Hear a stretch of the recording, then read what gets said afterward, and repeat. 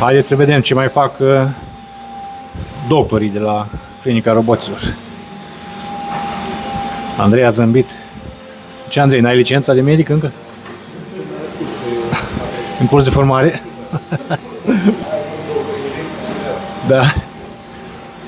Tu ce faci, Andrei? Am schimbat o cameră giroscop Ia să vedem cum arată. și acum îl testăm să vedem dacă funcționează. Dar ce e ăla? Ce e Un Xiaomi. Xiaomi? Da, da. Adică la ăsta, nu? Hai să vedem ce face Alex aici cu Dani. Care-i treaba? Cu Pepper încercăm să vedem care e problema, că nu mai recunoaște fața. Ok. Ce față are fără mască. Hai după George, repede, după George. Da? George, ce faci acolo? Am terminat un Xiaomi S10 Plus. Da. Ce problemă? De senzori. Cu? De senzori. Senzor. Clip senzor. Super. Edi? Zâmbești mai mult după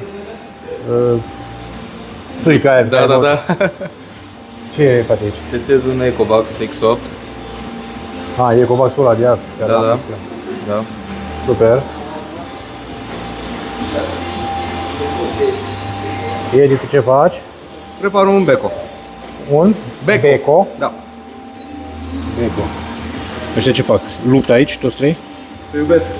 Te iubesc.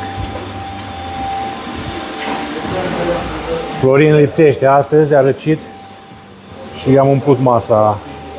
Dacă tot este expert în expresoare, le-am pus. Adriana, mai poți? Nu. Nu mai poți? Ma, câți mai ai de băgat? Mai am acolo câteva Da. și mai am de împachetat, pardon. Bun. Tu, Silviu, ce faci? O ajut pe Adriana? Încerc să o ajut să se simte mai bine și să o ajut cumva. Da. Suport emoțional. Nu încerca, ajută. Ce mai avem acolo? Taha, what are you doing? What are you doing? Cleaning. Good. Thank you. Deci toată lumea muncește, mai cu spor după cadoul cu grade pe care l-am primit.